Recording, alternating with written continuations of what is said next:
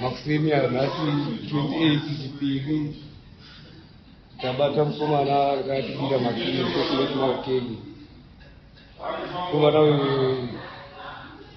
au yakatula maki kisa iko mali alikusta kwa sababu cha 8900.